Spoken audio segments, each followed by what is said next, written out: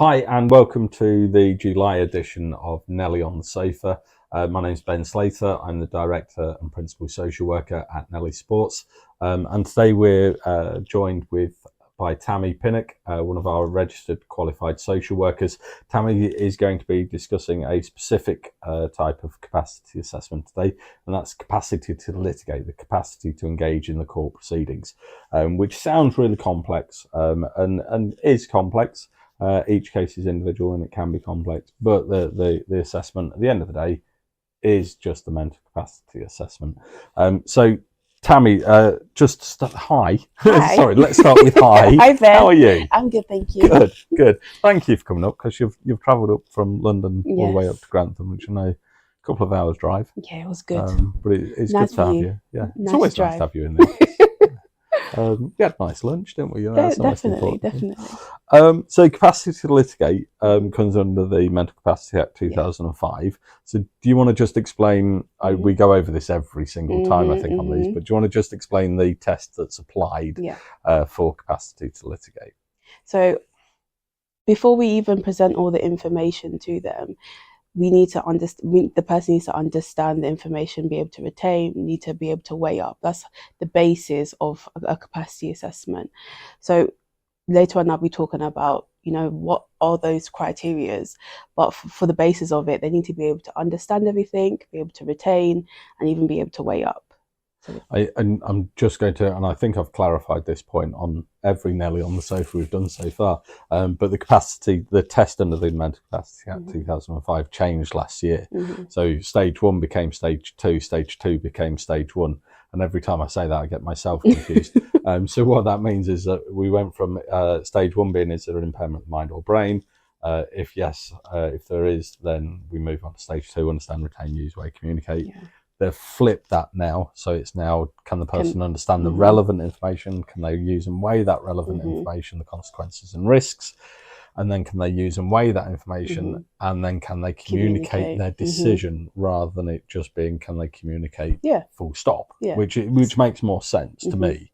We were seeing so many people that were able to communicate incoherently, that weren't able to actually communicate what their wishes, their feelings, any sort of information about that decision. But then within capacity to litigate reports, within court protection reports, we were having to leave it blank almost, because there was this negative approach to COP3 forms and to capacity to litigate forms. So I think there has been good positive changes, and I think for litigation it's especially important, isn't it? Because when we look at the communication section, that ability to communicate your wishes and feelings around divorce or personal injury is so important, isn't it? So important. It's so difficult. What I'm finding, especially with people that are going through, and we'll get onto it later, say for example, clinical negligence claim, if they've suffered a brain injury, they're going to have difficulties communicating. Yeah. So that part is really important. How does that person communicate? Can they write things down, or do they communicate a yes or no through blinking? So this looking through that area is very important, just as much as it's important to look at whether they can understand, whether they even know what they're going into. Can they retain those informations that's been presented to them? So it's, as you're saying, it's definitely important.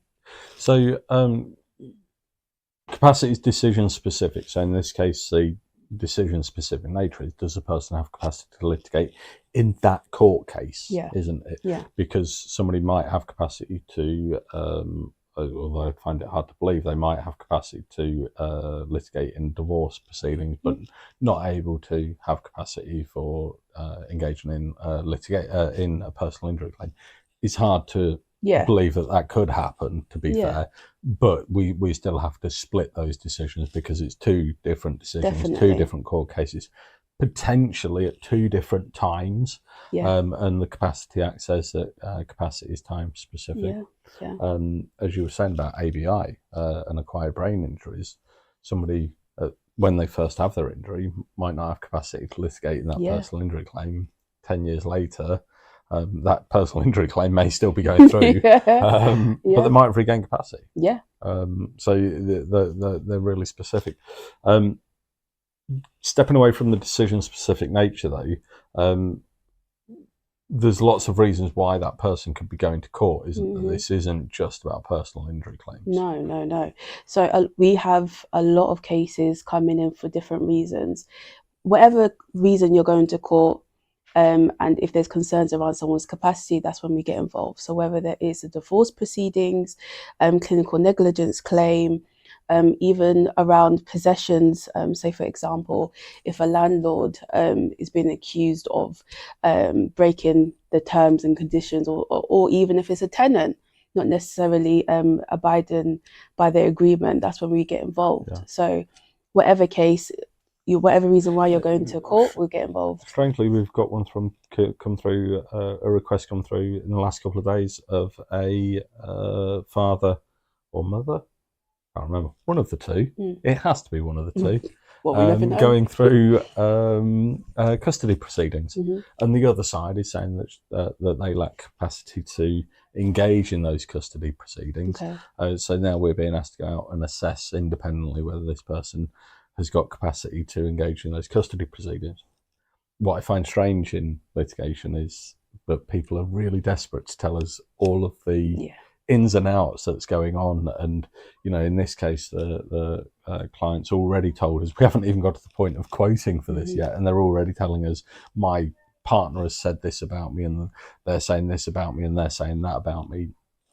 When it comes to litigate, the capacity to litigate that, those bits that are going on within the court case don't always, they're important for us to know, but they don't always impact on somebody's capacity, do they? No, but I like to think that we provide a space for people to talk about what's going on for them in that arena. They don't always get to splurge on their solicitor, one, because they're paying for their time, and two, the solicitor doesn't have time to hear everything. And the solicitor or a lawyer or a paralegal, they're there to do their job. They're there to give legal advice. Exactly. As much as, yes, we are there to do our job as well, but we also create that therapeutic environment for them to feel comfortable. And this might be the only time where they are relaxed in this whole court proceedings. So I would like to think that as much as we are giving them sometimes over an hour to really prove their capacity to litigate, I'd also like to think that they can splurge on us and really process what's happening to them as well.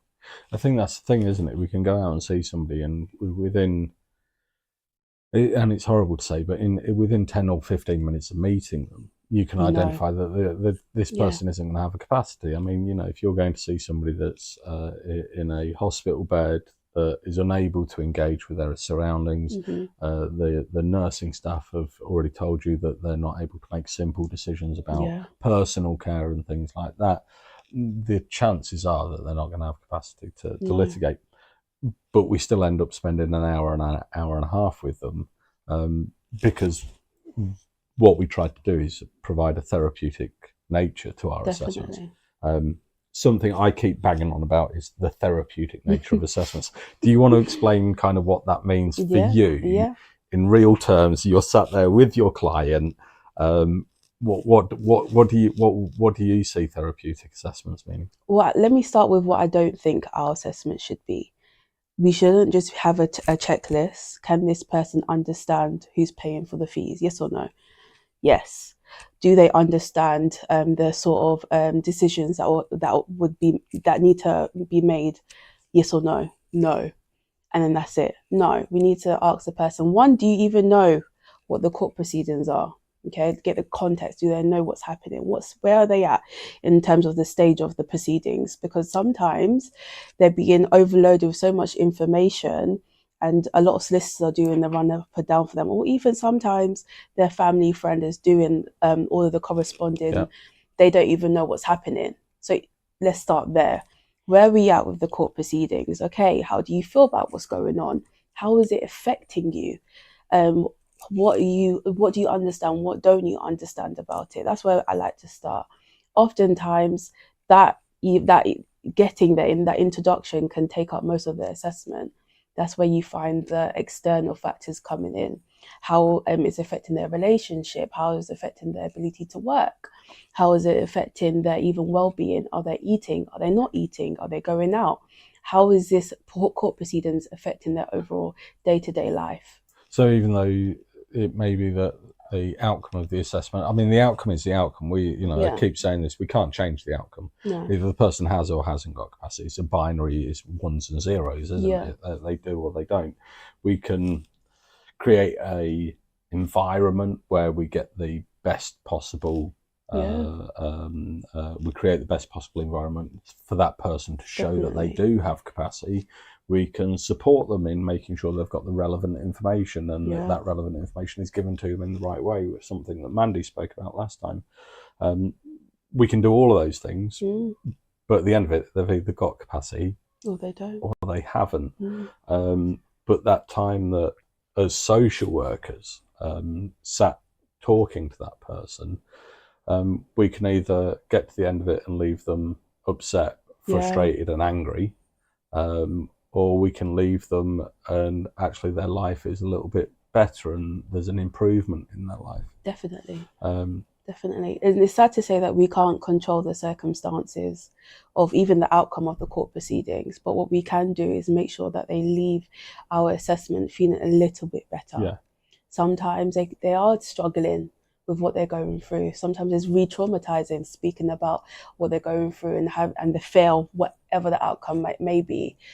As you know, it's a scary process. Absolutely. So they've gone through a lot of the time. They've gone, going through divorce. They're potentially losing contact with their children. I know you do a lot with deportation cases and things like that, which don't fall under litigation, but it's still that emotional impact on a family that they're potentially losing contact with their children forever. And the child's impact on that. It's taking that holistic approach and saying, okay, I know you haven't got capacity. That's already done. We know that, but I'm here. I'm a social worker. I've got this knowledge. I've got these skills. How else can I help? And I think in litigation, we see that more so than probably in any other assessment that we do, because they're so emotive. Definitely. Sometimes it's okay to stop the assessment, regroup, try to even ask the person, do you need 2 minutes? Do you want to come back? Do you want to go and get a glass of water? Do you need fresh air? What do you need? Sometimes it could be completely stopping the assessment. Actually, no, let's get ambulance. Let's, do you know what I mean? Sometimes we need to even focus on that person's well-being. Let's get you to a hospital. I mean, I've been into not particularly litigation assessments, but I've gone to somebody's house to do. Actually thinking about it, that one of the first cases that I did as a private social worker was it was just a standard COP 3, nothing magical. Mum was living by herself, dementia. Son had contacted the solicitor contacted us. I turned up before I even got out the car. There's this lady knocking on my window. So I kind of rolled down the window. Hi, how are you? And she said, "Oh, are you here to pick me up?" I was like, "No, but are you Mrs. Smith?" Yeah, that's me. Are you here to pick me up? No, but should we go back in the house? It turned out that the assessment had been booked on the day she normally goes to her day centre. Oh, bless her. So she was waiting for the day centre bus to turn up and pick her up. Weirdly, it was in an area that I'd worked as a local authority social worker. So I knew where there was 2 or 3 day centres. So I rang the first day centre and spoke to a lovely lady called Julie and said, "Look, Mrs. Smith, is she one of yours by any chance?" She's like, yeah, she's not coming in today though. She's seeing a social worker. I'm like, "Yeah, that's me." Would you mind if I throw her in my car and bring her down to you? Because she was so agitated and so upset that there's no way I was going to do that assessment. That'd be horrible for her. And so by rights, I shouldn't have done the assessment. She was upset. Can the decision be delayed? Can the assessment be delayed? Yes, it can. So I delayed the assessment. And I could have just got in my car and driven off and, thank you very much. But actually the right thing to do was to get her to her day centre so she was less stressed. And sometimes we have to do things like that. The assessment gets thrown out the window and we deal with that individual, that human being there and then. And I think it's the same when you're dealing with somebody that's upset about, they might have been married for 40 years and all of a sudden you're the first person potentially not in a suit. I think that's a really big thing. in their house, not in an office, not in a doctor's surgery, not in a care facility, something like that, but in their house, talking to them about their divorce, like, one person to another person, and the tears start flowing. Definitely. And even though that's probably our first assessment and only time we're going to ever meet that person, we're able to build that rapport, and they're able to really just offload on us. So I really do take privilege in those moments with my clients. And it is, isn't it? It's that privilege. Everyone's told me since university that being a social worker is a privilege. And it sounds so pretentious. But there is times where you're sat with a client and they're opening up to you.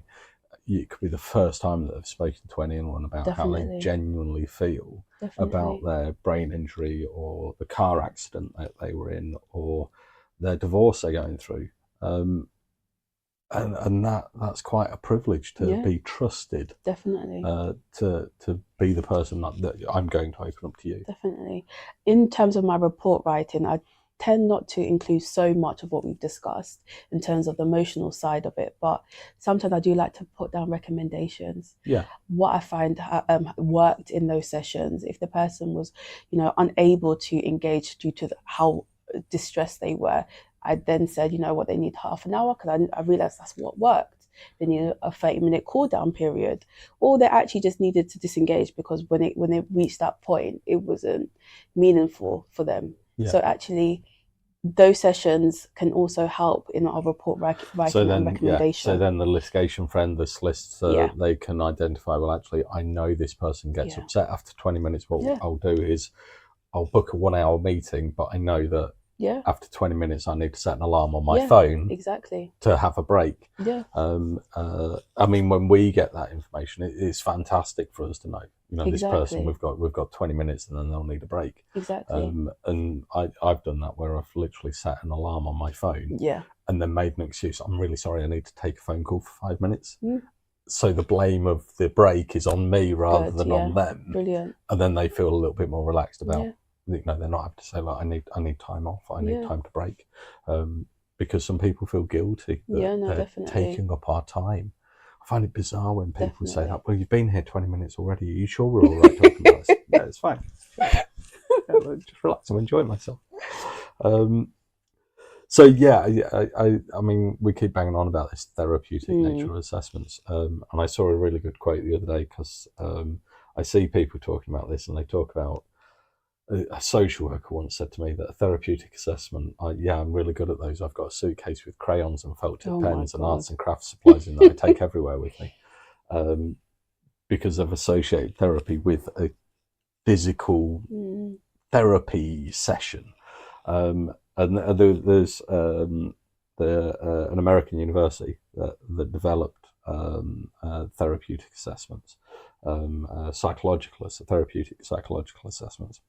And they say that a therapeutic assessment is where the assessment itself is a treatment, either part of an extended treatment or it's just a one-off treatment. Whereas a clinical assessment is an assessment to identify what treatment is required next. And I really like that. I love the idea that as social workers we're going out and we're doing what we're trained to do. We're offering counselling support and therapy support, and the assessment itself is a supportive tool. Definitely. I've had clients say that it's almost healing for them, and they've never experienced something like that with a professional. Not just, yes, I am a social worker, but I would like to think that I'm trying to just be a human being in this moment with this person. Forget about my title. How are you coping? How are you doing? What do you need? Let's focus on that. The strange thing about all of this is we're talking about litigation within a court case, within the legal settings. And I mean, I'm not a solicitor, I'm not a lawyer, and you can only go on your perception of what that process would be, but it's forensic, it's legal, it's process driven. The idea of sitting here talking about person-centered and human-to-human approach and everything, I think it's really important to have that process within that legal setting, because it reminds everyone that there's a human being at the center of all of this. obviously with litigation, it's almost like when we do financial vulnerability assessments and things like that. There is the person, but there is more going on around. There's that holistic assessment, isn't it? We need to look at. Should we? I might even drop Bronfenbrenner and systems theory. If anyone's interested, go and read up on Bronfenbrenner. He looked at systems theory and an application to children's. Yeah. But you can apply that same model and that same theory to anyone. In fact, I was talking to Fumi about a few weeks ago and applying it to marketing. So it's definitely possible. So thinking of holistic, micro, you've got the person, the individual. Macro, you've got.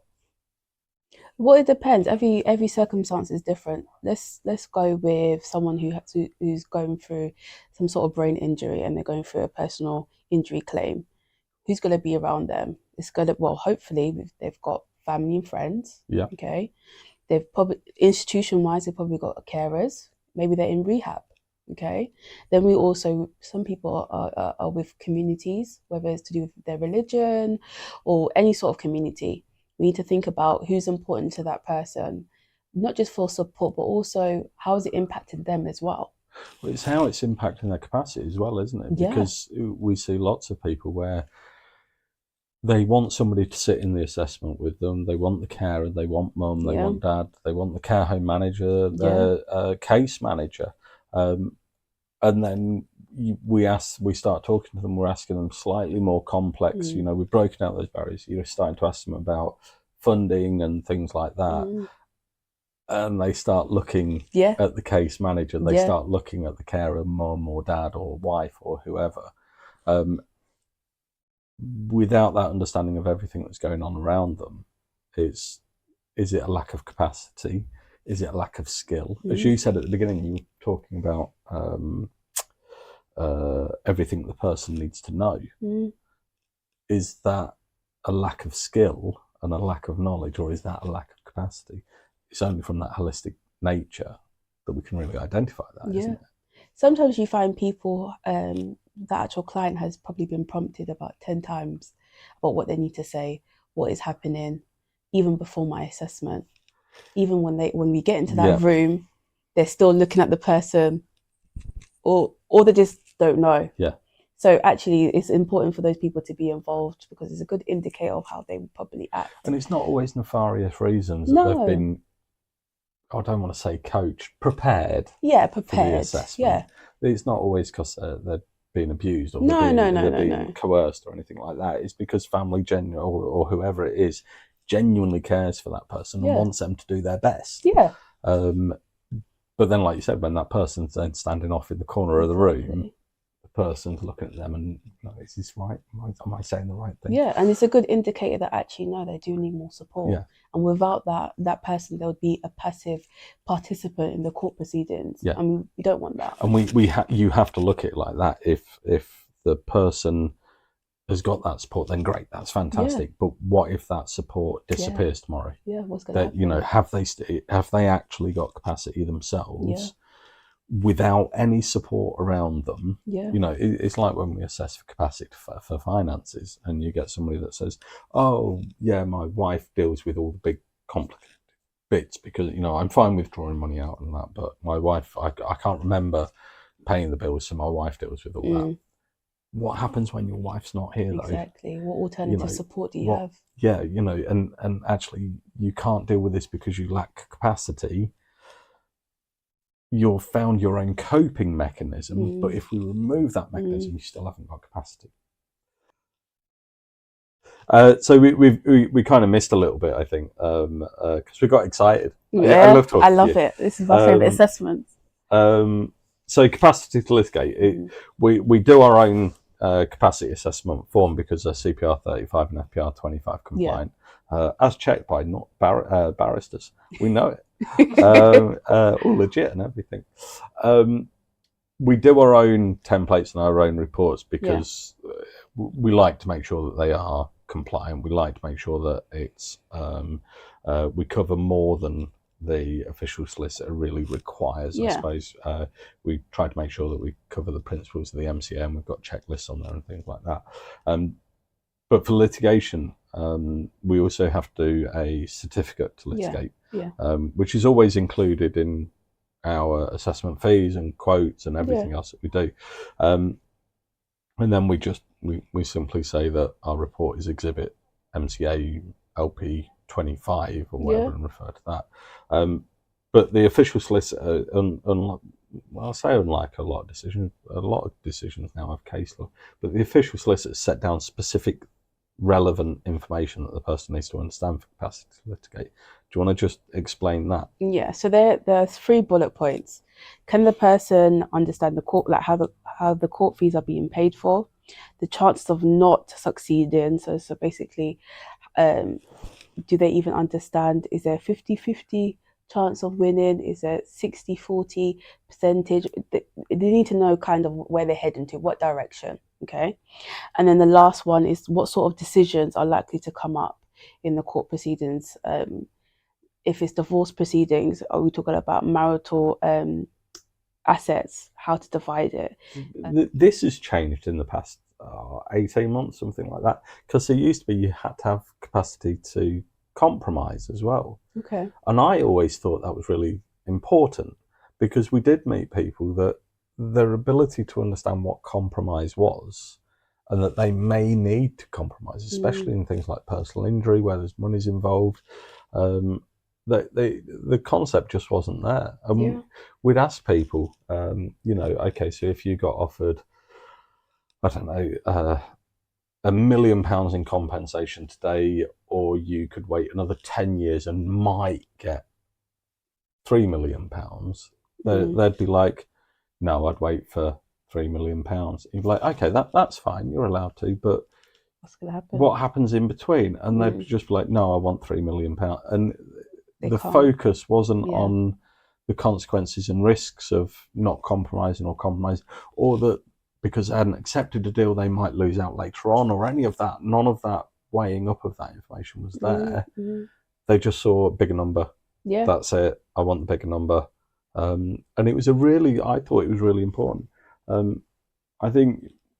mean, when you're assessing around that question of can they make the decisions within the court case, that's something that we have to consider, isn't it? You know, a lot of court cases, there's some compromise that has to happen. Definitely. Does this person understand the concept, at the very least, of what compromise is? Definitely. And it's difficult. Do you really want to, compromise on giving your partner who hasn't been faithful your property when you worked really hard for it? Or do you really want to, allow your tenant to continue to stay in the property even though they've caused so much damage to it? It's important to consider all of these issues. It might not be right, but do they understand? And those scenarios may not even be a real compromise. No. They may not even come up, but it's understanding that concept, isn't it? That actually, if I'm going through a custody battle, and the back of my head, I just do not want my wife to have any contact with my children, full stop, zero, that's it, none at all, because I'm raw and upset and angry at the divorce and everything else. I've got to understand the concept that my solicitor may turn around to me and say, well, actually, Ben, you need to compromise on this, or you're going to end up potentially having a negative impact on your case. I think that's one of the things that, when we're talking about, is really quite emotional, and trying to get people to understand that the scenarios that we are using are just hypothetical scenarios to try and identify the concept of that. The other thing that I wanted to touch on as well is we get asked this question so much, or given this scenario so much, where somebody, a solicitor or a paralegal, will write or ring up and say, I've got a client, I'm doing, we're going to be going through litigation, but right now I don't even know if he's got capacity to instruct us. There is a difference. They're very similar, but there is a difference between the capacity to instruct and the capacity to litigate. Exactly. Do you want to just talk about that a little bit? It's difficult when we're talking about whether they have capacity to instruct. it goes back to, do they understand what's happening? A lot of times clients actually just know that there is a court case, but on the very basic and minimal understanding. Yes, I'm going to court. Why? Because I hurt my head in 2002. Okay, so talk to me about the court dynamics. What's going to happen? Who's involved? You know, who do you need to talk to? Who is your solicitor? Yeah. Things like that. Sometimes they don't even know who their solicitor No, is. and who's paying the solicitor? No, You know, in that first instance, before there's any hint of compensations or divorce proceedings or anything like that, those initial charges, Exactly. you know, that initial stage, who's funding it? Yeah. I even had a client one time said, and they said, you know, my sister will pay for it. Their sister had passed away. Yeah, and then I suppose there's also the question of, okay, so you're paying for it. Yeah. It's your court case, you're paying for it, and then they don't understand the concept of money, or they don't understand the value of money. Yeah. You know, and then you've got the potential where a solicitor's going, oh, you know, my bill's £500, and they're going, fabulous. So £500, I've got 5 in the bank. Yeah. Because they just, you know, they may lack capacity to manage their own finances. They may just not understand finances. They may think that if they lose a case, they don't have to pay for it. Exactly. Because of, you know, we see these no win, no fee adverts on TV all the time. So therefore, if I don't win my case, surely I don't have to pay. It's fine. Well, yeah, that's true. If you've got a no win, no fee solicitor and you've got a no win, no fee contract. But if you haven't got that, then you're still footing the bill. It's as simple as that. So yeah, that capacity to instruct, I think, is really important for solicitors to make sure that that's there. Just so from the offset, you know where they are. And it goes back to what you were talking about at the beginning about communication, because the person might have capacity to instruct. Yeah.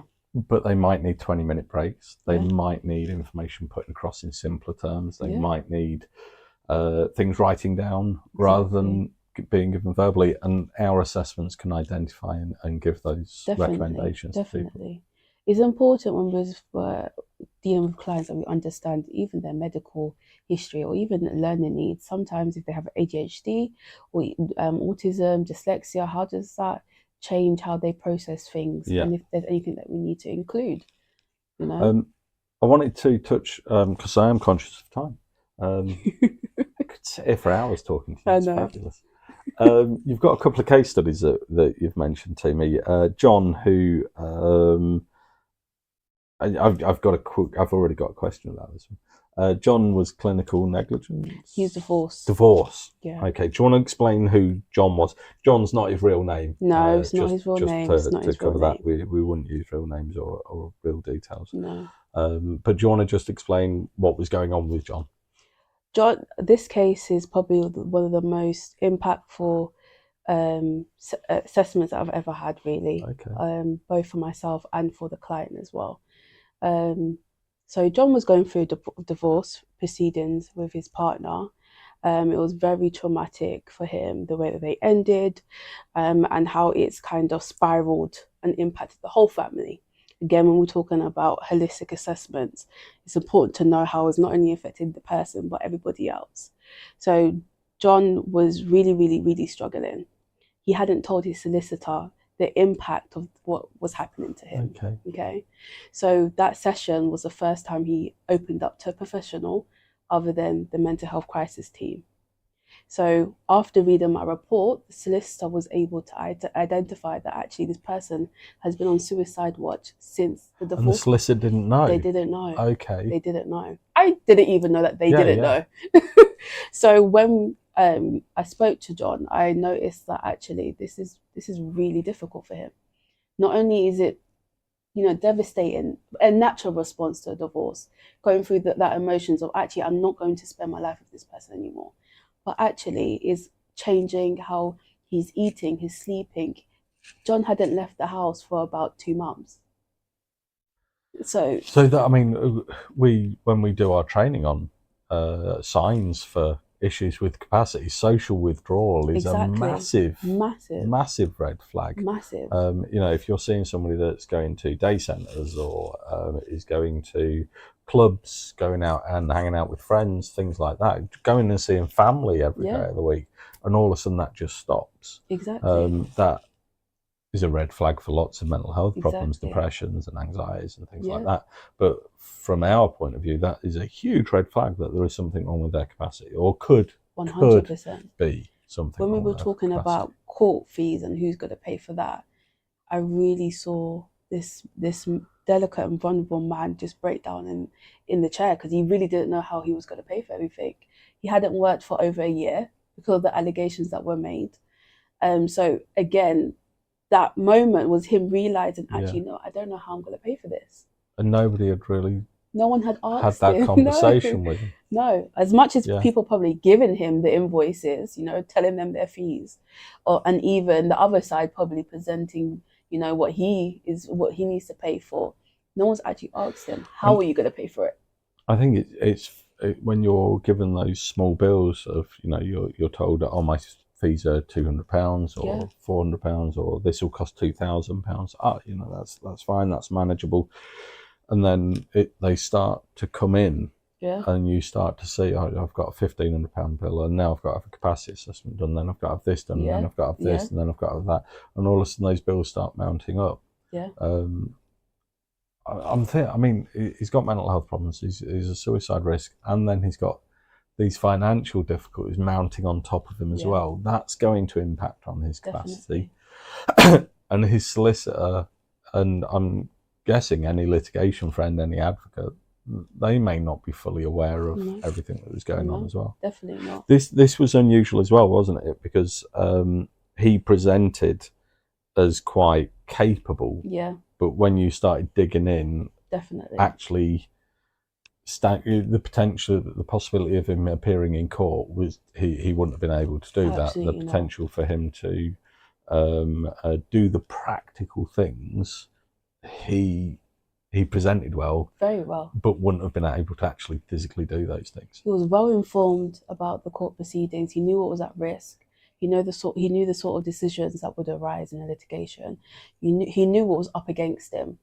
But presenting in court I don't think he would. Well, I even said it in my report. He wouldn't have been able to manage the actual courtroom, presenting, testifying, turning through the pages. All of that we need to take in consideration. Can he be cross-examined?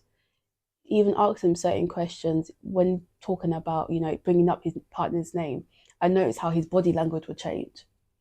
And then he would have just ended up discussing those things in a uncomfortable environment. And I think that's the key here, isn't it? If the environment of being questioned or having conversations with a judge had been in a comfortable and safe environment for John, he might have been able to do that. But the environment of a court setting or a solicitor's office or a judge's office, even though they're not the big, not all courtrooms are the big scary ones like you see on TV, that pressure would have thrown his anxiety and caused him not to be able to engage.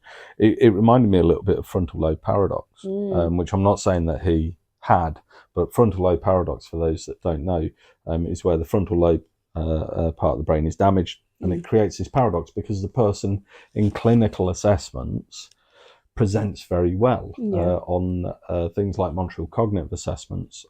They do very, very well on them. You throw questions at them about how they pay their bills, and they know exactly how they're all paid. Get them to a bank and to a shop, and all of that goes out the window. The actual practicalities of paying a bill isn't possible. Always kind of this really simple, basic thing. Example of this is the person that knows that their bills have to be paid by direct debit, knows that the money comes from out of their bank and goes to British Gas or whoever, knows where the money gets paid into the bank. It comes from my pension or my income. But they've got very poor memory, so when the gas bill comes through, it gets put on the side and forgotten about. That's not frontal lobe paradox, but it's almost that same thing of sitting here, I can have that conversation, I'll explain to you everything that happens, so well. But 20 minutes later I'm going to forget it. And I kind of get the feeling with John, it's almost that 100%. sitting with somebody in a clinical setting, 100%. he could tell you all the answers that you needed to know. Yeah. I think because of the way you approach your assessments, that therapeutic nature again, you were able to get a better understanding of what his capacity was genuinely like. Definitely. Rather than the facade that he'd learned to present. Definitely. Do you think that's a little bit of white coat syndrome? I think so. And I think particularly with John, I think he wanted to prove that he could stand up to his partner. Okay. So it's more like he wanted to present in court. He wanted to speak in court. He wanted to do this to prove to So a himself. little bit of ego and pride. Yeah. Yeah. But actually he didn't know the consequences of, I noticed the more anxious he got, the more distressed he got, he was more passive. Okay. He had a tendency to just, it is what it is. And that is really detrimental when it comes to making big decisions. Yeah, because then if you've got a solicitor saying, John, we need to make this decision for the court case, and he's just going, oh, whatever. He's not thinking about the consequences and the risks. No. So then when we look at the 3 criteria the official solicitor lays down, then he's not able to weigh up the consequences, the risks. Yeah. Exactly. The other case that I wanted to talk about was because it's slightly different because this client, we're going to call her Abby. She had I wrote it down and I can't read my own writing. So Abby had a accidental injury when she was a baby. Okay. This was during birth, wasn't it? During birth, yeah. So I can't remember the ins and outs of the actual case, but she had cerebral palsy, and other developmental disorders caused at birth. Was this the young lady you were talking about with global developmental delay? Yes. Yeah. So with that case, it was quite interesting. She had a very positive outlook on going to court. She was just over 18, so she was coping. She was more independent. She was really excited. The way court had been explained to her, she was shown videos, so she saw the really fun and with the judges and the white hats, or with white wigs and the cloaks. So she saw it in a very positive way. But when it comes down to, can she discuss her court case? Can she understand the information? Does she understand what happened to her? Those are the sort of issues that were really presented. So she'd almost been shown a fairy tale version of court, which is kind of a nice thing. And I understand the concept of why they do that, because then when you walk into court, it's not scary. There's a man in the white wig. Definitely. It's almost aversion therapy or something like that. It's completely logical. But she had taken it the other way and she'd seen it as, oh my God, this looks like Disneyland. Exactly. Rather than her actually being a part of it and actually being the topic of discussion. She didn't really see it as... So almost like seeing CSI Miami or something like that and going, I really want to be part of this cool thing. And then finding out that crime scene investigation is sort of hanging around dodgy nightclubs and things like that, and not sexy at all. Exactly. And then when it came down to understanding the value of money, she didn't really understand what was presented to her, And if she doesn't understand the value of money, how can you understand how the bills are going to be paid? Exactly. Which again leads back to 100%, because she understands that actually this amount of money is going to support her for the rest of her life. Providing her with care, transportation, going to... Well, no, but even more basic than that, she needs to understand how the court case is going to be funded. If you don't understand the concept of money, how can you understand how something's going to be funded? Exactly. Because it's not real. Exactly.